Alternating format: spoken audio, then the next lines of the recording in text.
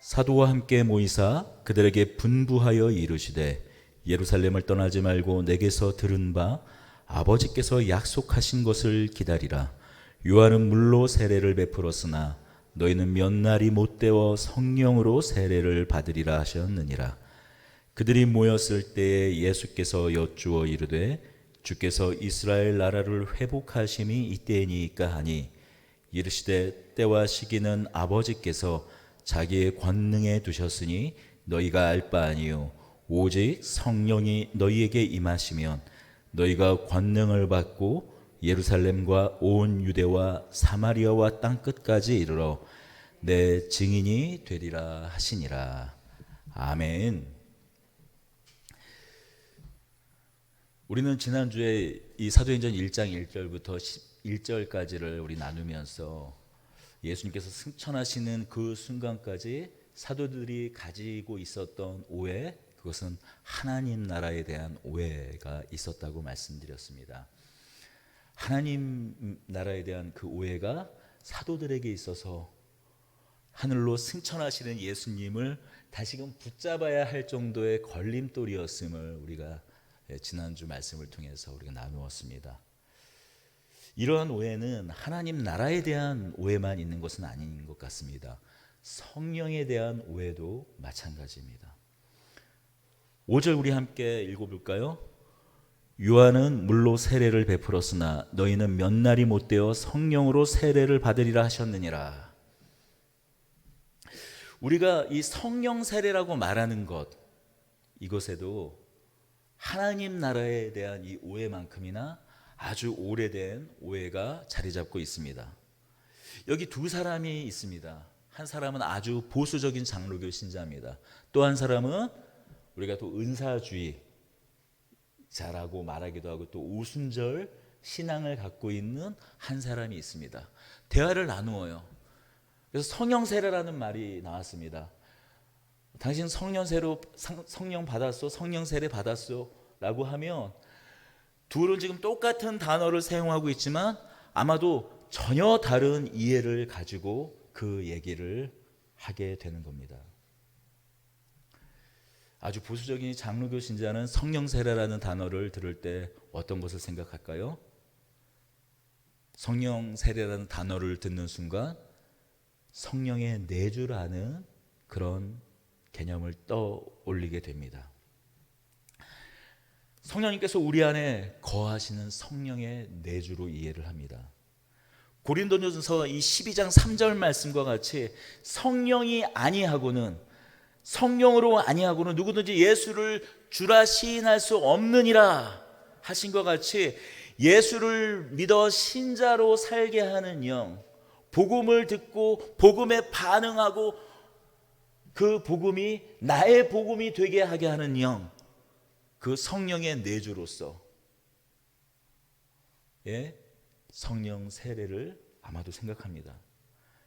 이어서 고린도전서 그 12장 다시 13절에 이르면 또 다음과 같은 말씀이 있어요. 우리가 유대인이나 헬라인이나 종이나 자유인이나 다 한 성령으로 세례를 받아 한 몸이 되었고 다 한 성령을 마시게 하셨다라고 말씀합니다.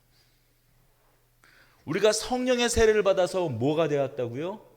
한 몸이 되었다. 예수 그리스도의 몸이 되었다고 말씀해요. 곧 예수 그리스도의 몸, 그리스도의 몸, 교회가 되었다라는 겁니다. 다른 말로 하면 성도가 되었다라는 거예요. 그래서 보통 이 보수적인 장로교 신자들 또 이 보수적인 이 장로교 신앙의 아주 그 근저 토대가 되는 개혁주의 신앙을 붙잡고 있는 성도들은 이 성령 세례하면 성령의 내주하심, 성령의 동행을 생각을 합니다. 그렇다면 오순절 계통의 신앙, 이제 순복음 교회 성도라고도 할 수 있죠. 물론 이 은사주의자 하면은 다 뭐 오순절 신앙을 가진 사람만 있느냐라고 말할 수는 없어요. 장로교 신자도 얼마든지 은사주의자가 있죠. 또 은사 우리가 주의자라고 어떤 한 성도를 이렇게 딱 틀을 가둬 놓고 이렇게 이야기하는 것은 주저됩니다만 보통 우리가 은사주의자라고 말하는 또 이 신앙 그런 신앙 색깔을 갖고 있는 성도들은 이 성령 세례를 말하면 무엇을 생각할까요? 성령의 내주와는 다른 능력과 권능을 받는 것으로서 성령 세례를 생각합니다. 요한복음 20장에 보면 예수님께서 부활하시고 제자들에게 나타나셔서 21절에 다음과 같이 말씀하십니다. 예수께서 이르시되 너희에게 평강이 있을지어다. 아버지께서 나를 보내신 것 같이 나도 너희를 보내노라. 이 말씀을 하시고 그들을 향하사 숨을 내쉬며 이르시되 성령을 받으라. 너희가 누구의 죄든지 사하면 사하여질 것이요 누구의 죄든지 그대로 두면 그대로 있으리라 하시니라. 숨을 내쉬면서 성령을 받으라라고 말씀하시죠. 이 말씀은 결국 오순절 마가의 다락방에 성령께서 임하시며 성취가 되었습니다. 이것이 마가의 다락방에 모인 제자들에게 응답이 되었습니다. 복음을 전해야 하는 제자들에게 비로소 이 마가의 다락방에서 기도할 때 성령 세례로 그 권능이 부어졌습니다.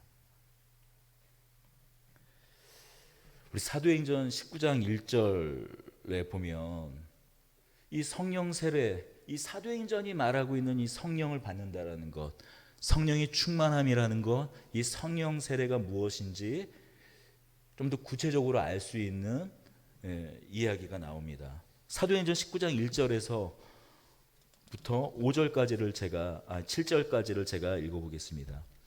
아볼로가 고린도에 있을 때 바울이 윗지방으로 다녀 에베소에 와서 어떤 제자들을 만나 이르되 너희가 믿을 때 성령을 받았느냐? 이르되 아니라 우리는 성령의 계심도 듣지 못하였노라. 바울이 이르되 그러면 너희가 무슨 세례를 받았느냐? 대답하되 요한의 세례니라. 바울이 이르되 요한이 회개의 세례를 베풀며 백성에게 말하되 내 뒤에 오시는 이를 믿으라 하였으니 이는 곧 예수라 하거늘 그들이 듣고 주 예수의 이름으로 세례를 받으니 바울이 그들에게 안수함에 성령이 그들에게 임하심으로 방언도 하고 예언도 하니 모두 12사람쯤 되니라. 아마도 이 에베소 지역에 고린도 교회에서 아볼로를 통해서 복음을 접해 들었던 하물의 제자들이 나타났습니다. 사도 바울이 그들이 믿는 그 복음을 아마도 확인했을 것입니다. 너희가 믿을 때 어떤 세례를 받았는가 물어봅니다. 성령을 받았느냐 물어봅니다. 그때 오직 자신들은 세례 요한이 주는 물 세례를 받았다고 말씀합니다. 이들은 틀림없이 예수를 믿는 제자들이었어요. 바울이 이르되 너희가 무슨 세례를 받았느냐 대답하되 요한의 세례니라. 그들은 죄사함의 세례를 받았어요. 분명히 그들은 세례를 받았습니다. 믿는 제자들이었어요. 사도 바울이 이들을 제자라고 말했을 때 그들이 유대교 신자들을 제자로 말한 것은 아닐 것입니다. 분명히 그들은 복음을 들었고 죄사함의 세례를 받았습니다. 그러나 사도 바울은 다시 그들에게 예수 그리스도의 이름으로 세례를 베풀고 안수를 줍니다. 그때 무엇이 임했다고요? 마가의 다락방에서 임했던 것과 같은 성령의 권능이 부어져 그들이 방언을 하고 예언을 했다고 말씀합니다. 자, 여기에 드러난 이 성령 세례, 성령을 받는 것, 이것은 도대체 무엇일까요? 예수 그리스도를 주로 고백하는 의미로서의 성령 세례, 성령 내주일까요? 아니면 복음을 전하는 그 권능으로서의 능력 행함으로서의 성령 세례일까요? 분명히 방언도 하고 예언도 하리라. 예언도 하는 역사가 일어났습니다. 하나님의 말씀을 온전히 그 하나님 뜻대로 전하고 복음을 증거하는 능력으로서의 방언과 예언이 이들에게 주어졌다라는 것이죠.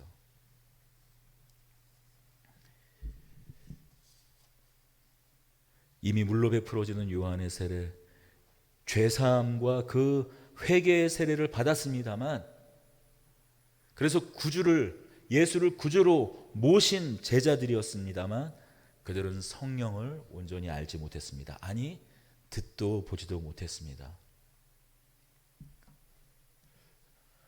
예수 그리스도를 전하는 그 열심이 그들 안에 있었으나, 그러나 그들은 한 가지 부족한 것이 있었습니다. 바로 성령의 부어주시는 그 권능입니다. 이제 다시 잠시 지나서 우리가 다시 한번 이 성령의 부어주시는 이 권능, 복음을 전하는 그 능력으로서의 권능에 대해서 다시 한번 살펴보겠습니다만, 이들이 없는 것이 있었습니다. 물론 이들 안에 성령이 있었지만 이들이 복음을 전하는 제자로서의 그 권능, 성령의 권능을 갖지 못했기 때문에 사도 바울은 그들에게 안수하여 성령을 부어주었어요. 성령을 받도록 하였어요. 오순절날 임했던 그 역사가 그들에게도 임했습니다. 이러한 맥락으로 보면 성령 세례는 능력과 권능의 부어지심으로서의 성령 세례라고 할 수 있습니다. 물론 이 성령 세례, 마치 삼위일체라는 단어가 콕 집어서 삼위일체라는 단어가 성경에 직접적으로 이 글씨로 써져 있지는 않습니다. 마찬가지로 성령 세례도 성령 세례라는 단어가 딱 붙어져서 이렇게 되어 있지는 않아요. 어떤 곳에서는 성령의 충만으로 설명이 되고 성령을 받아라라고 말씀하고, 또 성령으로 세례를 받으라 라는 식으로 기록이 되어 있어요. 그리고 앞뒤의 맥락을 살펴보면 앞서서 요한은 물로 세례를 베풀었으나 내 뒤에 오시는 이는 불과 성령으로 세례를 베풀 것이라고 말씀하신 그런 맥락 속에서 저마다 갖고 있는 이런 뜻이 좀 달라요.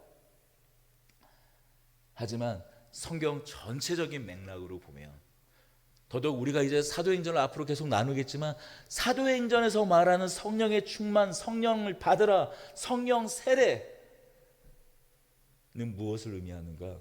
그것은 분명히 권능으로서의 성령의 부으심을, 성령의 세례를 의미합니다. 그렇습니다. 제가 가진 입장이 바로 여기에 서 있습니다.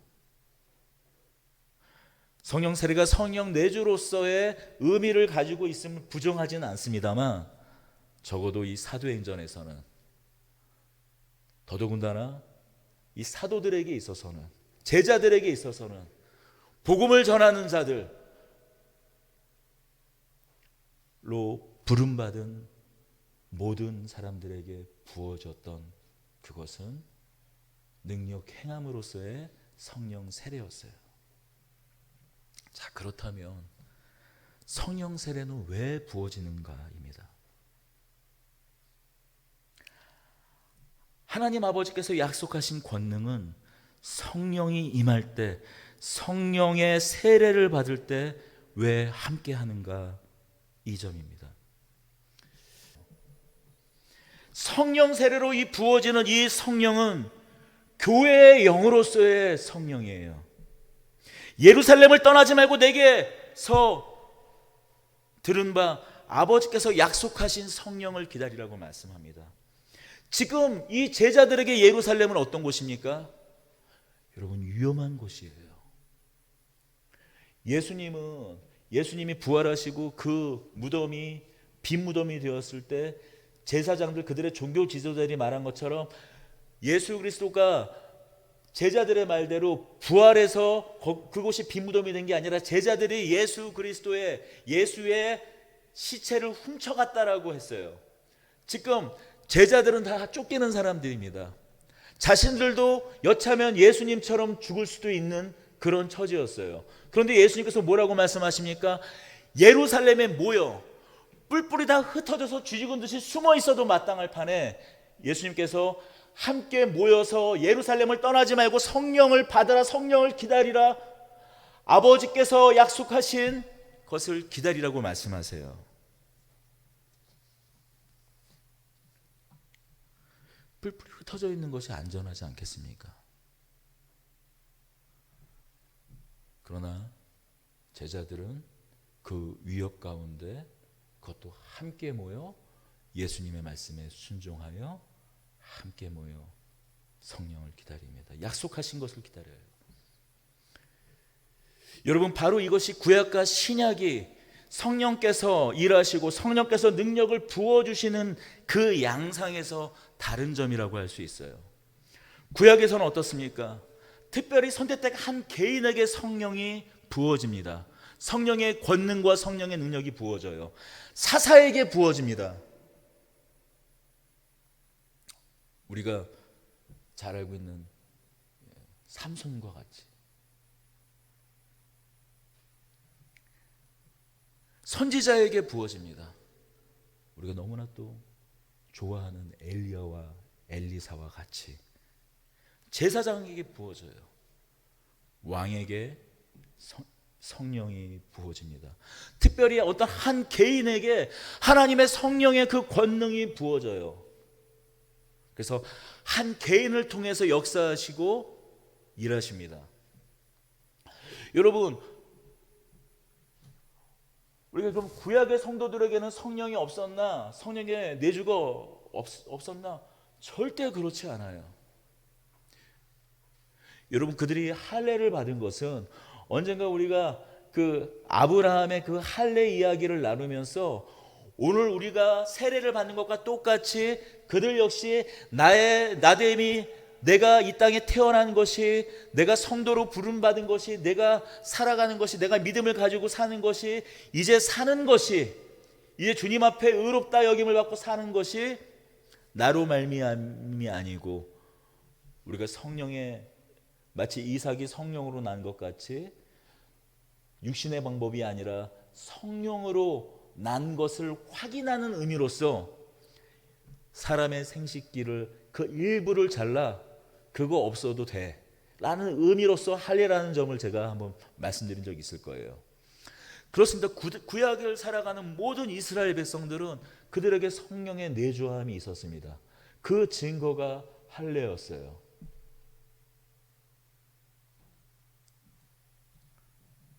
그러나 분명한 것 한 가지 사실은 구약을 살아가는 성도들에게도 성령이 내주하심이 있었고 그들의 구원 역시 오실 메시아를 받아서 구원을 받는 것, 그것은 분명한 한 가지 사실이었지만 그러나 성령의 권능이, 성령의 능력이 모든 사람에게 임하진 않았어요.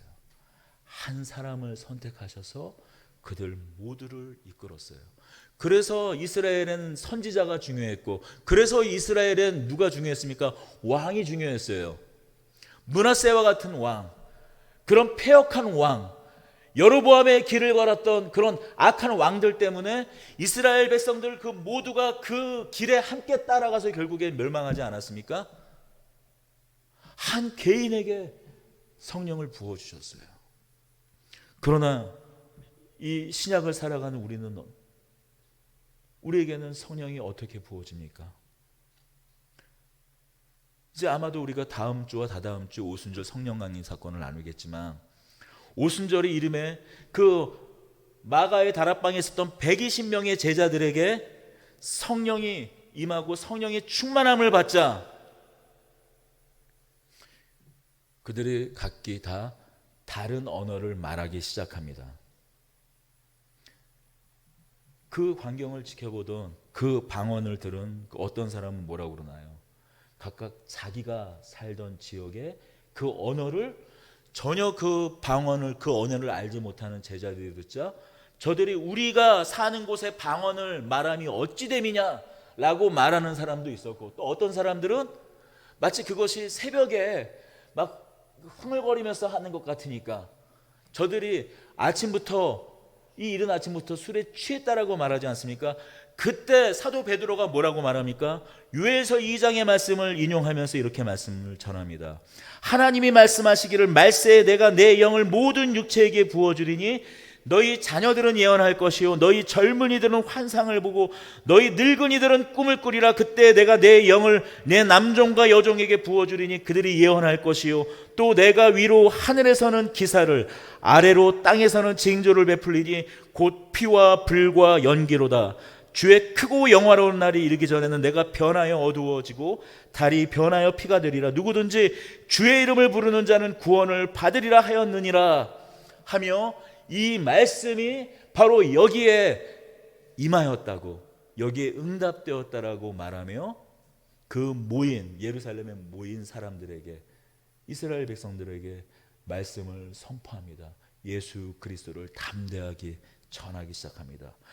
예언, 환상, 꿈, 여기는 이 요엘서 말씀을 인용한 데에는 예언, 환상, 꿈, 여기에 방점이 있지 않습니다. 남종과 여종 모든 자들에게 방점이 있어요. 개인이 아닌 어떤 한 특정한 구약의 사사나 선지자나 왕이나 제사장이 그런 자들과 같이 어떤 한 개인에게, 특별한 한 개인에게 권능이 부어지는 것이 아니라 하나님의 권능, 이 성령의 권능이 모든 자에게 부어진다라는 이것이 강조점입니다. 남종과 여종, 아이들과 청년들, 나이 든 사람들, 남녀노소 할 것 없이 하나님의 부르신 모든 자들, 부르신 종들에게 이 권능이 부어질 것이라고 말씀해요. 그리고 이것이 응답되었다고 말합니다. 그러니 그 모두는 뿔뿔이 흩어진 한 개인이 아니라 지금 예루살렘이라는 이 위협 아래서도 모여있는 제자들이에요. 이 위협 아래서도 뿔뿔이 흩어져 있는 것이 아니라 모여있는 이 모든 제자들이라는 데 방점이 있는 것입니다. 모였다라는 것에 우리는 주목해야 합니다. 왜요? 이 마지막 때 예수님이 오시면서부터 시작된 이 마지막 때에, 이 말세, 이 마지막 날들에 부어지는 이 성령의 능력은 한 개인을 세우는 능력이 아닌 교회를 세우는 권능이기 때문입니다. 지난주 잠깐 말씀드렸다시피 1장 4절 사도와 함께 모이사, 1장 6절 그들이 모였을 때에, 15절 모인 무리의 수가 약 120명이나 되더라. 누가는 지금 잉크를 꼭꼭 찍어서 모두 함께 모였다라는 데 방점을 찍고 있는 거예요. 어떻게 보면 성령보다도 더 방점을 찍고 있는 곳이 무엇인가? 모두 함께 모여 기다렸다라는 것입니다. 혼자 성령 받고 혼자 불을 받으면 결국 한 사람이 드러나게 되어 있습니다. 한 사람이 결국 그 궁극의 영광을 누리게 되어 있습니다. 그러니 결국 개인의 왕국, 개인의 나라를 세우게 됩니다. 하지만 그들이 함께 모였을 때 한 성령을 받아 오직 한 분의 증인이 됩니다. 바로 예수세요. 예수 그리스도를 모시며 함께 증인으로 한 공동체, 한 교회로 세워지는 것입니다. 먼 과거로 돌아가서 이 마가의 다락방에 임했던 이 성령을 예로 들지 않더라도 오늘날도 마찬가지예요. 이 증인 공동체로서의 이 교회를 세워가시는데 이 성령의 부으심은, 성령의 이 권능이 부어지는 것은 이 성도들이 자발적으로 갈망하여 모여 기도하는 그 현장 가운데 성령의 권능이 부어졌습니다. 그래서 우리가 소위 말하는 우리가 부흥이라는 것이 단 한 곳도 예외 없이 성도들이 자발적으로 모여 찾고 구하고 갈망하며 앙망하며 그 주님의 말씀하신 성령을 바라고 기도할 때 부어졌다라는 것이죠. 그것은 부인할 수 없는 한 가지 사실이에요.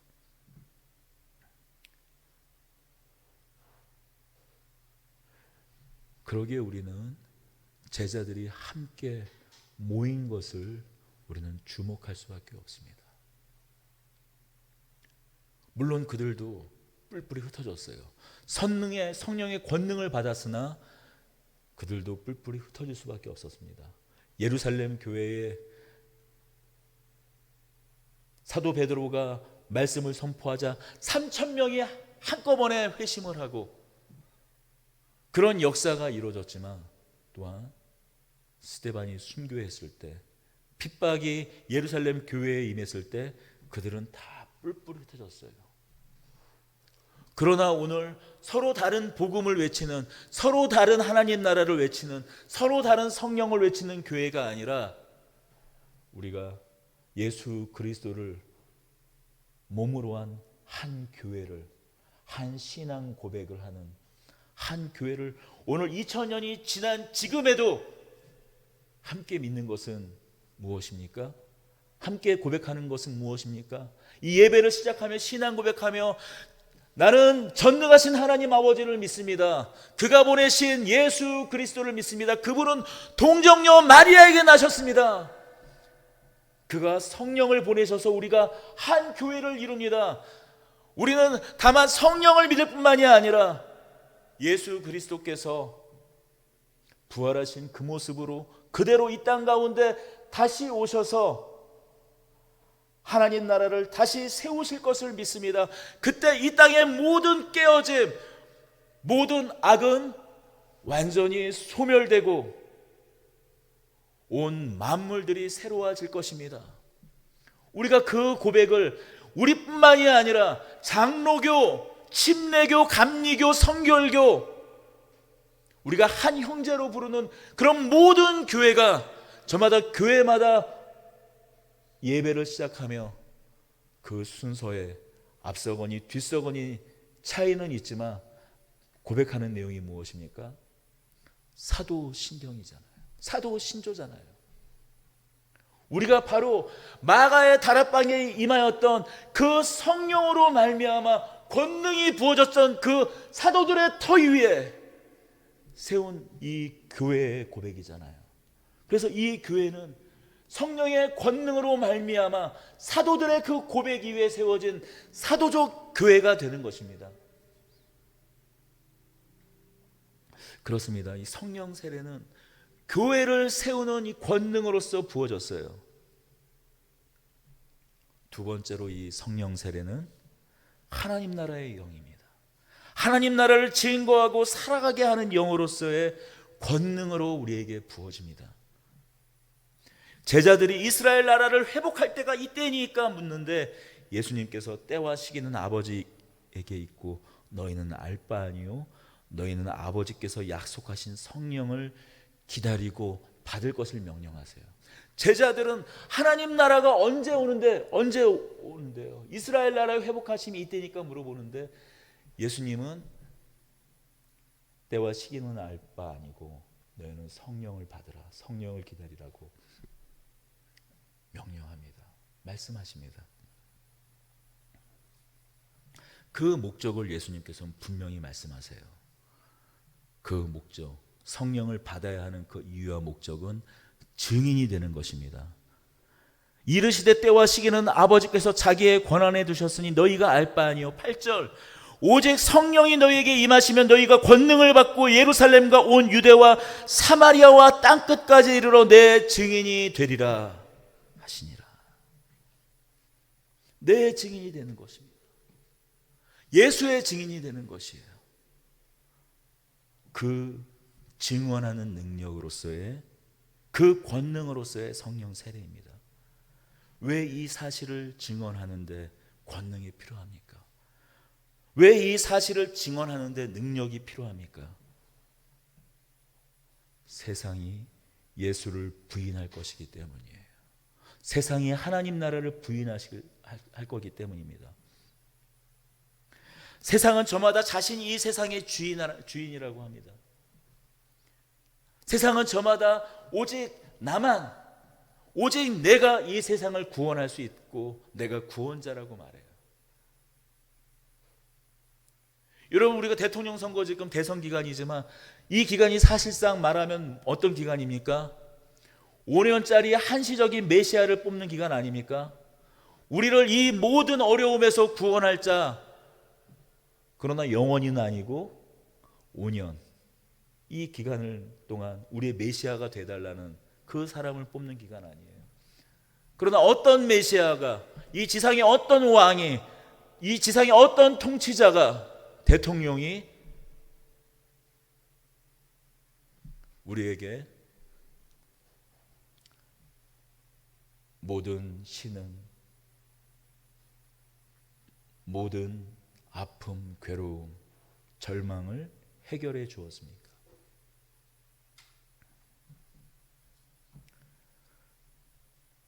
그런 세상에 예수님은 제자들에게 말씀하십니다.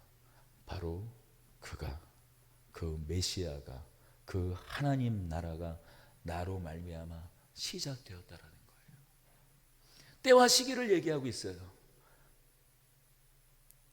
이때입니까? 하면 이미 하나님 나라가 이제 완전히 임했으니, 예수님으로 말미암아 시작되었지만 이제 완전히 임했으니 증언할 일이 없죠. 예수님께서 바로 통치하실 텐데 그 권능으로, 하나님의 철장을 두르고 그 권능으로 이 땅에 새하늘과 새 땅을 완전히 이루어서 만물을 회복하고 통치하실 텐데 더 이상 증인이 무엇이 필요 있습니까? 왜 때와 시기를 얘기합니까? 그때는 알 수 없다고 얘기합니까? 그 때와 시기는 왜 오직 아버지만 알 수 있다고 얘기합니까? 예수 그리스도로 말미암아 이미 시작되었지만 완전히 임하지는 않았기 때문에, 그러나 이미 시작되었으니 회개하고 세례를 받아 예수 안에서 하나님을 누리며 함께 살자라고 하는 이 외침, 이 선포를 제자들 너희가 증언하며 하라는 것이에요. 그러나 이 사실을 듣는 세상은 적대적으로 변합니다. 떡을 주고 고침을 받고 5,000명 그 수많은 군중들에게 떡을 주었을 때 예수님을 왕으로 삼으려고 하지만 눈먼 자를 보게 했을 때, 나면서부터 걷지 못하는 자를 일으켰을 때, 예수님을 그런 권능을 행하였을 때는 그를 다윗의 아들로, 다윗의 자손으로, 메시아로, 그리스도로 고백하지만, 그러나 그 메시아가 십자가에서 죽으셨다 했을 때는, 너희를 위하여 죽으셨다 했을 때는 우리도 그 길에 함께 부름받은 자라고 얘기했을 때는 모든 사람들이 예수로 말미암은 하나님 나라를 대적하는 사람들로 돌변합니다. 그래서 예수님이 죽으신 것 아닙니까? 그래서 예수님이 십자가에 못 박혀 죽으신 것 아닙니까? 이 이야기를, 이 사실을, 다만 죽으셨을 뿐만이 아니라 이 부활하신 예수님을 너희가 전하게 될 때, 그러나 너희도 마찬가지로 너희도 나와 같은 길을, 나와 같은 고난을 너희도 겪을 것이라고 말합니다. 그러나 예수님께서 말씀하셨죠. 내 멍에는 가볍다라고 말씀하셨습니다. 왜요? 예수님께서 기꺼이 그 잔을 들으신 것과 같이 우리도 성령으로 말미암아 기꺼이 예수님과 같은, 예수님이 마셨던 그 잔을 우리도 함께 마시게 될 것이기 때문이에요. 이 적대적인 세상 앞에서 이미 임한 하나님 나라를 선포하며 살아갈 수 있도록 성령께서 권능을 주실 것이기 때문이에요. 우리가 끊임없이 흔들릴 때 완전히 임할 하나님 나라, 하늘로 올려진 모습 그대로 다시 오실 때 이루어질 그 나라를 끝까지 소망하며 살 수 있도록, 어떠한 고난도 헤쳐나갈 수 있도록 성령께서 권능을 부어주실 것이기 때문입니다. 바로 그것이 증인에게 부어지는, 교회를 세워가는 제자들에게 부어지는 능력이요, 또한 이미 임한 하나님 나라, 그러나 완전히 온전히 다 임하지는 하나님 나라를 증인으로서 살아갈 제자들에게 부어질 바로 하나님 나라의 그 권능, 그것이 바로 성령의 권능, 성령의 세례입니다. 성령께서 필요하시면 방언도 주실 것이에요. 성령께서 필요하시면 치유하실 것입니다. 그 어떤 것도 주실 것입니다. 그러나 여러분, 그 모든 것은 증인으로 살아갈 때예요. 증인으로 살아갈 때예요. 나의 왕국, 나의 나라를 살아갈 때가 아니라 우리가 증인으로 살아갈 때, 예수의 나라를 살아갈 때 이 권능이 부어질 것입니다. 여러분, 이 권능으로서의 부르심의 그 첫 시작은 성령께서 우리를 처음 방문하셨을 때예요. 우리가 예수님 옛자만 들어도 신경질을 낼 때, 예수가 밥 먹여주냐? 라고 할 때, 나만큼만 살아보라, 내가 나처럼 살아보라 그래 라고 말하던 그 시절에 우리의 마음을 비집고 들어오셨던 그 성령님께서 이제 우리가 다만 한 사람의 성도를 넘어서서 제자로 살아가려고 할 때, 예수 그리스도의 그 발자취를 그대로 따라가려고 할 때, 예수님께서 지금 계셨으면 하셨을 그 일을 나도 꿈꾸며 나도 하려고 몸부림치며 살아갈 때 부어주시는 그 권능이 무엇이라고요? 성령의 권능이요, 성령의 세례입니다. 마태복음 28장 18절 이후에 있는 말씀대로 예수께서 나와 말씀하여 이르시되 하늘과 땅의 모든 권세를 내게 주셨으니 그러므로 너희는 가서 모든 민족을 제자로 삼아 아버지와 아들과 성령의 이름으로 세례를 베풀고 내가 너희에게 분부한 모든 것을 가르쳐 지키게 하라. 볼지어다 내가 세상 끝날까지 너희와 항상 함께 있으리라 하시니라. 여러분, 우리는 모두 제자예요. 여러분, 우리가 이 사실을 놓치시면 안 됩니다. 이 사실을 잊으면 안 돼요. 오고 오는 모든 시간 동안 우리에게까지 이 명령이 지켜져 행하였습니다. 너희는 가서 모든 민족을 제자로 삼아 아버지와 아들과 성령의 이름으로 세례를 베풀고 내가 너희에게 분부한 모든 것을 가르쳐 지키게 하라. 이 명령을 수행하고 이 명령을 순종하고 어떤 핍박, 어떤 환난, 어떤 죽음의 위협, 강도당하는 위협, 때로 한 대만 더 맞으면은 죽을 그런 채찍과 고통과 폭력과 그 모든 죽음의 위협 가운데서도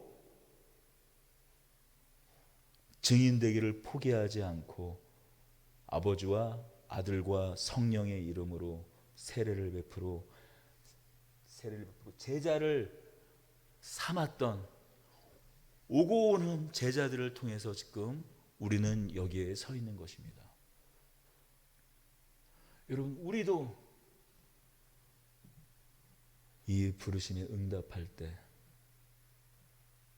우리가 모여 함께 꿀꿀 때 여러분, 이 권능이 나타날 것입니다. 왜냐하면 이 권능은 약속으로 주어진 것이기 때문입니다. 아버지께서 약속하신 권능이기 때문입니다. 여러분, 다시 한번 이것을 함께 꿈꾸고 소망하기를 원합니다. 모이기를 힘쓰고 함께 한 아버지, 한 성령, 한 주로 먹고 마시며 우리가 함께 이 증인의 능력, 증인에게 부어주시겠다고 말씀하신 이 권능과 능력 아래서 사나 죽으나 모든 것이 주로 말미암음이다 고백하며 우리를 부르신 이 증인의 부르심, 이 제자의 부르심, 교회를 세우고 이 교회를 통해서 우리 한 사람 한 사람을 그리스도의 몸, 작은 예수가 되게 하신 이 뜻에 온전히 순종하며 따라가는 우리 모든 더드림 교회 성도들이 되기를, 제자들이 되기를